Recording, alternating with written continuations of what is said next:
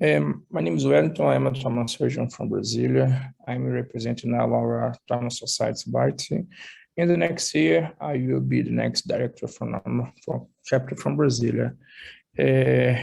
I'm a trauma surgeon and working at the Hospital de Base in Hospital Brasilia. Ludmilla, can you introduce yourself? Hello, good morning, everyone. My name is Ludmilla. I'm a doctor here in Brazil. I work with Dr. Caselli and Dr. Santos in the Hospital de Base, and we work together in the trauma team of this hospital. My graduation is in vascular surgery, but I'm eternally in love with trauma. Great. Okay. We are going to present a case show about our challenges for cervical trauma. It's a very interesting case. I'm going to show right now, okay? This is our research we have in our hospital, a blood bank, laboratory, machine of the blood gas analysis, X-ray. We have a CT angiography that can perform 24 hours a day. We have an operating room. We have a emergency room that you are seeing here, that we have here all the equipments, and we have ultrasound here too. We don't have a massive protocol transfusion, but when you need blood, or it's very fast, when they take this to us, okay? Just a few. Okay. This is a case, is a male with 32 years old. He was admitted in August 22nd around 2 p.m. with a wound in the left cervical region and showed by a stab. He have a stab wound in the cervical region, left, okay? He has hematoma in cervical region, causing tracheal deviation.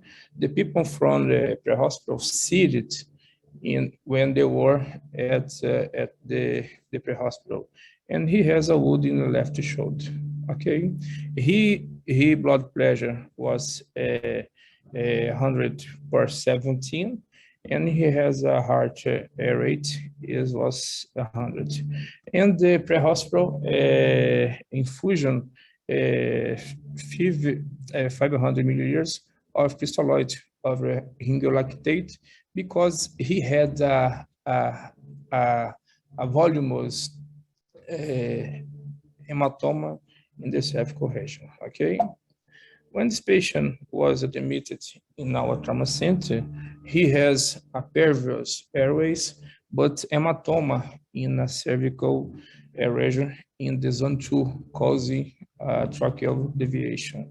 Wound in the left side of the neck, approximately 3 centimeters, without bleeding, okay? In the B, he has a pulmonary auscultation was normal, and saturation of oxygen is 98 in ambient air. He has a frequency of respiratory 20, and EFS was negative at the moment, okay? He has pain, abdomen with painless, palpation, and pelvis was closed. And the blood pressure at this moment was 116/78, and he has a heart rhythm with 110, and the fast was negative. Glasgow was 14. He has isocoric pupil agent, and he don't have the deficits.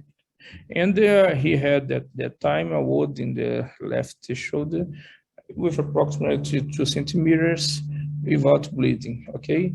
The patient said that the knife was not very big, okay? Is the information that we have from this patient. You know? What we are going to do now? Ludmilla, can you say? Ludmilla, we are, okay. I think you can ask everybody if okay, no problem. No problem. Dr. Nedelkovic, you have any comments? Morning. So I think I didn't catch the zone 2 of the neck. All right. So with expanding hematoma, this is hard signs of bleeding with airway compromise, with the trachea being deviated. And my plan would be to intubate this patient. I would ask for blood, obviously tetanus shot and everything else. I would obtain a chest x-ray to confirm the position of the ET tube, and then see if I need to be worried about anything from the stab wound to the left shoulder. And I think I would proceed to the operating room with this patient. Even though, let's say, maybe we can do a CT angio of the neck, we still need to explore and make sure his esophagus is not injured, and also to explore the trachea. So at our place, at our facility, this patient would arrive to our trauma bay as a code 1, and actually directly to the EDOR, which you have. Thank you. Thank you, Dr. Nedelkovic. Dr. Colette, you have any comments?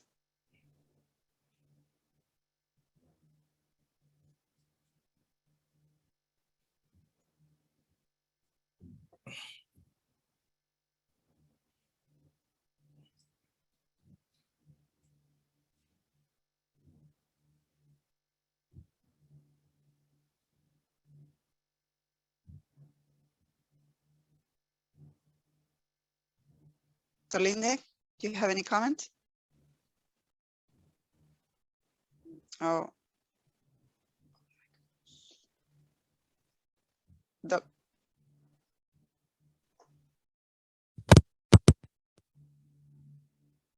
Dr. Colette, do you hear us? Oh, we cannot hear you, doctor.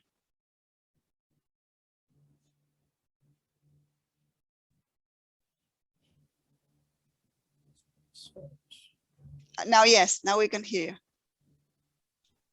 Oh, I heard you for a second, but then it broke. I cannot hear you, doctor. I'm not sure, maybe the location.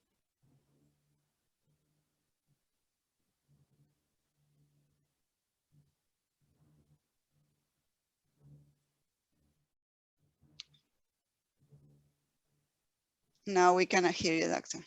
I'm sorry. Next time, yeah. Dr. Calderon, do you have any comments? Yes.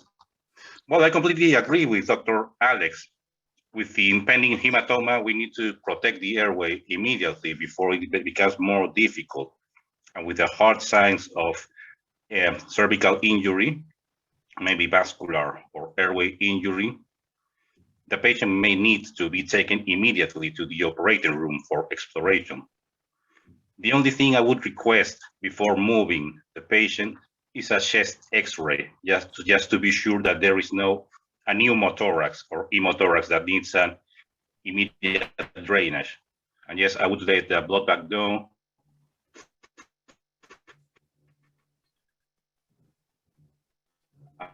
OR. Thank you, that's all. Thank you, Dr. Calderon.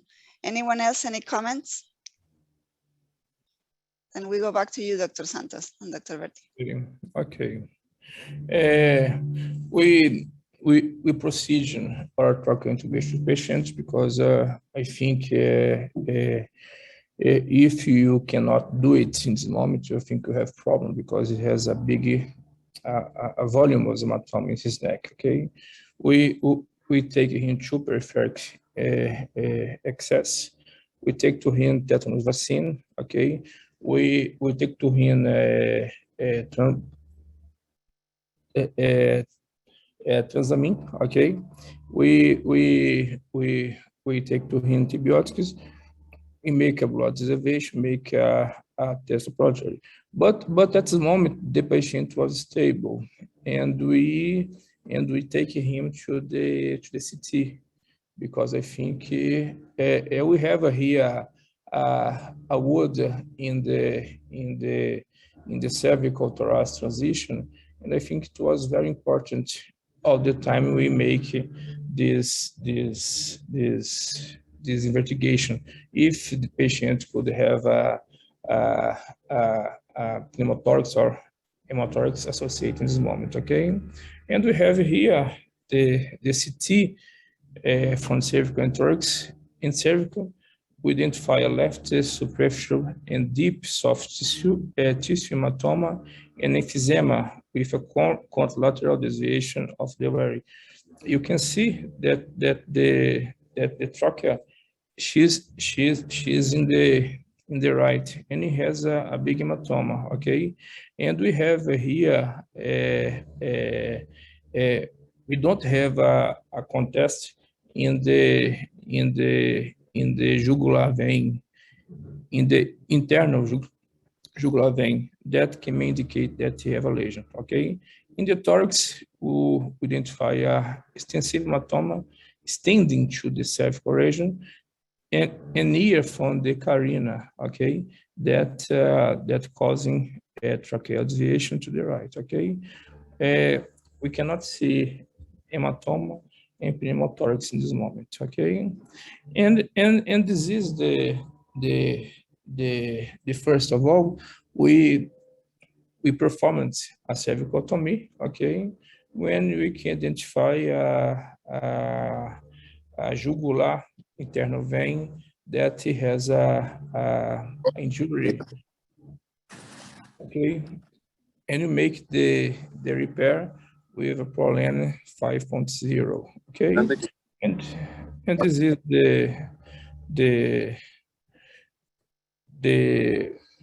this is our another picture when show for us that we have here a subclavian lesion, and we can identify a carotid, identify a jugular internal, and we cannot see no one lesion in this situation. Okay. Okay. He went to the recovery room. He stayed 4 hours later. 4 hours later, he was intubated, and 8 hours later, he was in the room. Okay, and was very good. Okay, but we have a complication. 11 hours later, he stood up. He started to bleed from the surgical wound. Okay, and he has a 10 centimeter bruciform in his left cervical region. He lost around 1 liter of blood, and the TRIME team opted to reapproach this patient. At this time, the surgery began at 2:30. Okay, and when we are in the operating room, we remove the stitches. There was a lot of clots in this situation, and when we remove the clots, a massive bleeding starting. Can you see in the picture in the film that we have here a massive bleeding, and we control this bleeding with a finger pressure. Okay, the jugular vein suture was intact, and going to ask to you what we are going to do now. What's next step that we're going to do to stop this bleeding? Okay, I'm going to take this question to our colleagues. Dr. Nedelkovic, do you have any comments?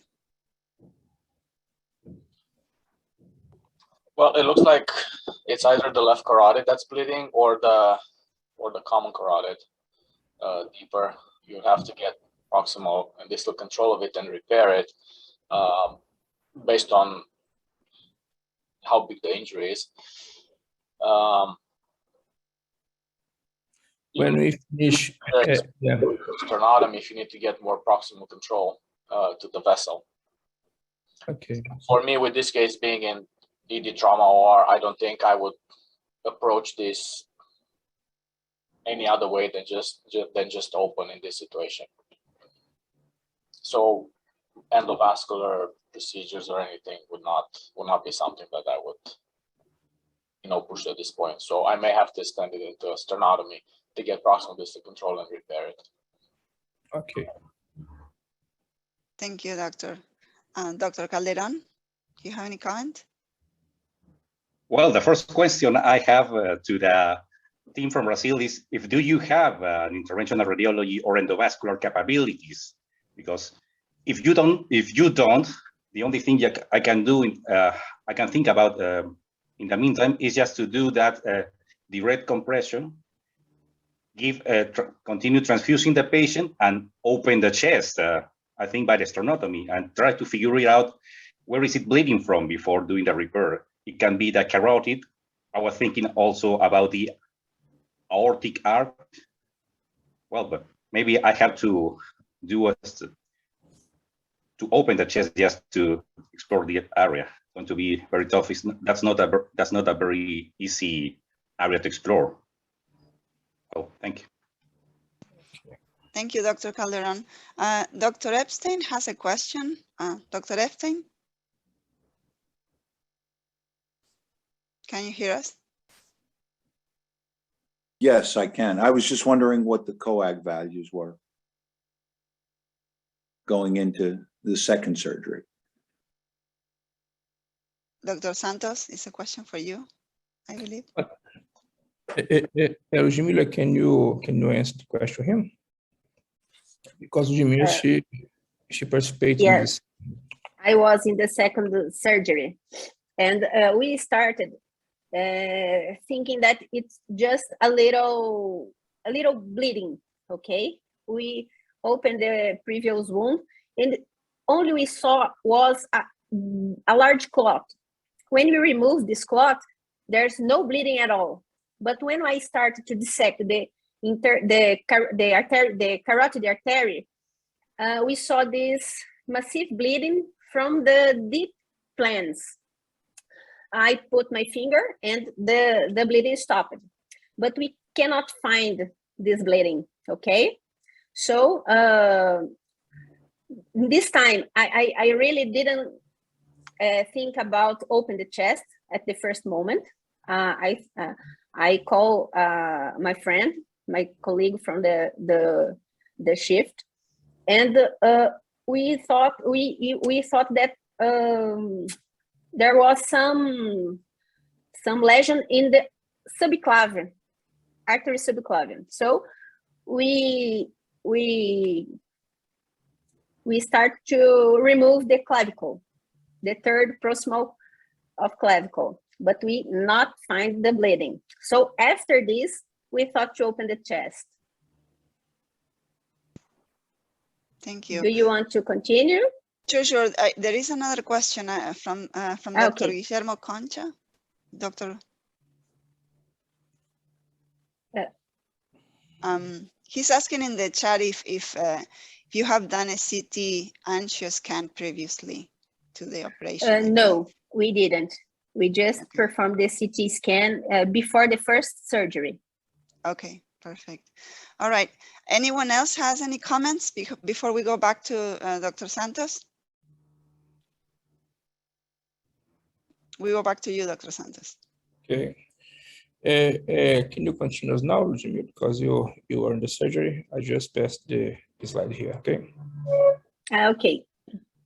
Well, we dissected all the noble structures from the neck, and there is no bleeding. We removed the clavicle, and yet we didn't find the massive bleeding. So we proceeded the sternotomy. Can you pass, please? And after open the chest, we saw a very large hematome in the mediastinum. And when we start to, in this point, I have the artery carotid controlled, proximal, and almost distal. But in this moment, I still have the bleeding control by my finger, okay? So we set the aortic arch, and then we find the bleeding. We find a lesion around 1 centimeters, a little bit above his the exit from the arch. Okay, this is the lesion we saw. This is in the anterior side, and we have another one in the posterior side. Okay, this point we have the completely control. We proceeded a transfusion in this patient. The anesthesia team was so quickly solicitate the blood, and we just repair this artery with proline, and that's the only other lesion we found in the second surgery. Okay, the thoracic team entered at this point around the 5 or 6 a.m. to help us. We are all of us are so tired from this surgery. It was a stressful environment, but after we controlled the bleeding, the thoracic team found a thoracic duct injury. So, but we have a lot of hours of surgery, so they decided just to ligate and end the surgery. Okay. From the operating room, we transferred these patients to the unit care, and 24 hours later, all his laboratory exams were fine. The team of the unit care, they start to compensate these patients, but when the sedatives was off, the patient woke up, and 72 hours later, we repeated the CT scan to trying to find a reason for this non-wake up situation. And we proceed to angio CT now, and we find the carotid artery with a thrombus. Okay, but it was more than 72 hours. The vascular team of our hospital, they decided not to remove this clot or thrombolysis or something. And we proceed a CT from the brain too. And the CT show us a large ischemic territory from the cerebral median.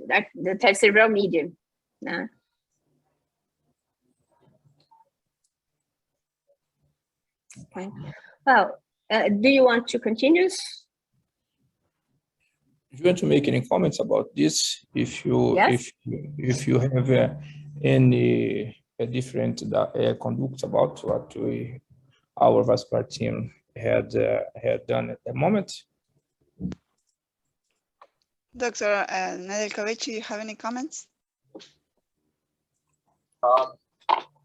So interesting case. I think at the beginning, there was definitely a large mediastinal hematoma, and the jugular vein maybe didn't explain all of it. But anyways, it's great that he was followed up appropriately and then taken back and appropriately diagnosed with the left carotid artery injury, proximal distal control in the chest, via sternotomy and repair.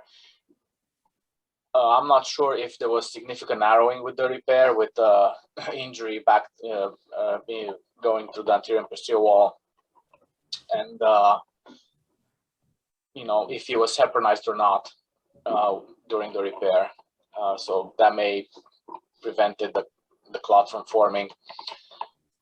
Now it's 72 hours and the stroke already occurred. I had a similar case I presented at the beginning of the year with the left stroke. It was transcervical gunshot wound, and I ended up ligating the carotid.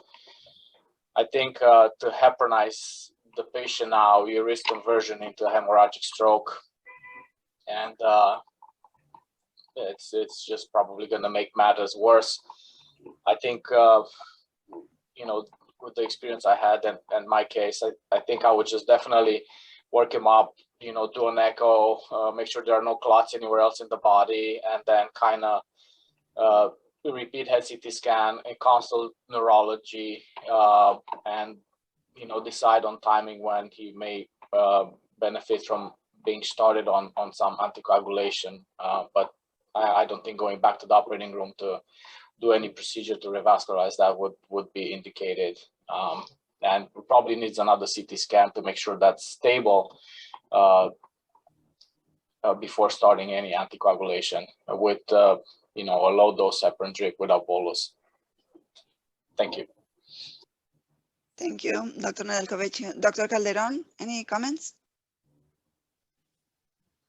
I actually have a question to the Brazilian team. I want to ask, yes, after the second surgery, what was the anticoagulation plan? Did they use enoxaparin or no anticoagulation at all? Dr. Ludmilla, can you Okay, in the operating room, I used heparin, okay? 1 milliliters in the distal artery and the proximal, as we used to in the non-traumatic patients. But after, in the unit care unit, they didn't want to start the anticoagulants.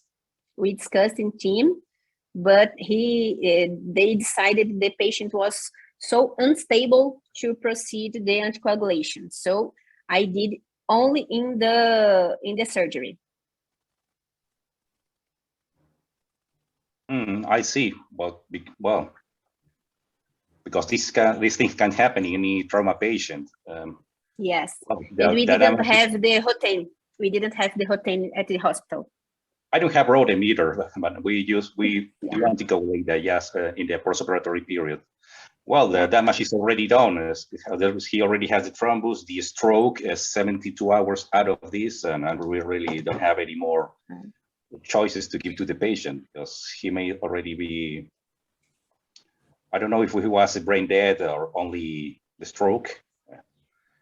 I don't think I can offer anything else to this patient. Well, I would also call vascular surgery to consult about what to do with the thrombus or if there is any repair, any bypass they can do. This is not going to heal the already damaged brain. Okay, so I have nothing else to comment. It's already done. Can I ask a question? Do you begin the prophylactics or therapeutic anticoagulation with patient at the moment when they finish the surgery? What do you use? Because we make a suture in a carotid, and it's too high the possibility to have thrombus. What do you indicate? Prophylactic or therapeutic anticoagulation, doctor? In your experience. Dr. Calderon? Oh, sorry, I didn't know the question was for me. Well, in the post-operatory period, in every trauma patient, well, we are working it depends on how obese or how the weight would be of the patient. We can use 30 milligrams of enoxaparin every 12 hours. Or if the patient is tiny, we only use 40 milligrams of enoxaparin once a day.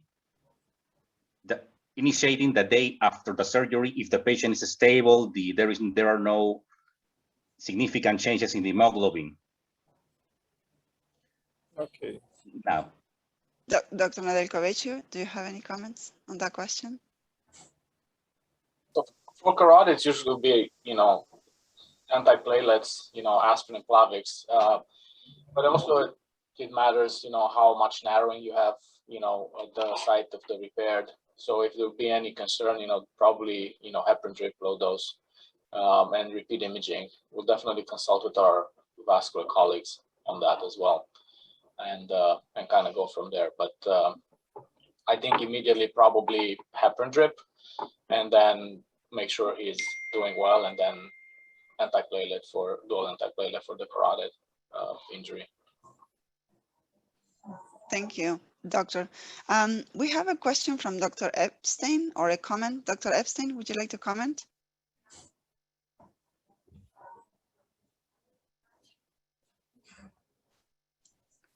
He may have problems with it. He's saying in the OR when clamping carotid increase BP and hypoventilate. Dr. Santos, do you understand that comment? Okay, Dr. Ludmilla, can you make comments about it? I think you are the appropriate person to have. In the operating room, I really don't remember what were the vital signs of this patient. We really are concentrated for finding the bleeding. But after the surgery, we talked with the anesthesian. She said us that he never be hypotension. He never get hypotension in the second surgery. But the main point we discussed after the surgery to decide to enter or not with anticoagulantes was because the reflux from the proximal stump of carotid was very good, We had the pressure above 20 millimeters of mercury, you know? So we decided, well, the polygonus was okay, and we have the perfusion, the cerebral perfusion from the other side. And this point,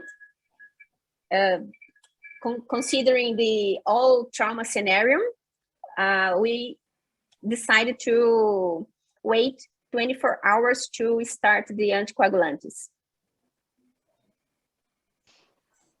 Okay, thank you very much. Any other comments?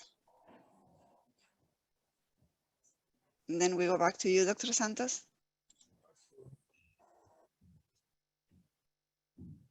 Okay. We performed a tracheotomy in August 29th. He has spontaneous ventilator in September 30. We changed him for unit care in September 7th, and he was transferred to a clinical ward September 20th, because we begin not palliative, begin a try to rehabilitation him to go to home. He stay with neurological disease. He have problem to talk, a problem to walk, but he's going well right now. Okay. Thank you. Gracias for everyone. Do you want to say something else, Dr. Ludmilla? No, I really like to hear our colleagues, because it was a very challenging case and personal. I'm thinking until nowadays what we can do differently from these patients, to these patients, actually. Thank you, Dr. Bertti. Dr. Nel Comechu, final comments? Thank you for presenting this case. I think really in the history with the size of a knife, you know, that's really, this speaks to the size of a knife doesn't really matter, or it's never short. It's, you know, it's tricky. So assume that it went deep and injured probably more structures than we think. I think postoperatively, the anticoagulation could have maybe prevented the thrombosis from in the postoperative period. It was all reassuring that he had good brisk back bleeding, but probably he developed thrombus at the intimal repair there. With the stroke already formed, nothing else could be done. The case I had, he also had thrombus in the heart and in the legs, so we had to anticoagulate him 6-7 days after, and he ended up being discharged from the hospital, showed thumbs up with a 10th stroke, and you know, he followed up in clinic. So as I said at that time, who knows, now everybody can access and have a social life on media, and he, you know, he may be doing neurologically okay and be able to just function somehow. But thanks for presenting it. Thank you, Dr. Alex. Dr. Calderon, your final comments, please. Yes, very interesting case. It has many teaching points. First, to be open that anything can happen inside the neck. So sometimes we are not longer classifying as zone 1, 2, 3. We are just, because that's only what we see, the wound in the skin. We don't know what could happen inside the neck.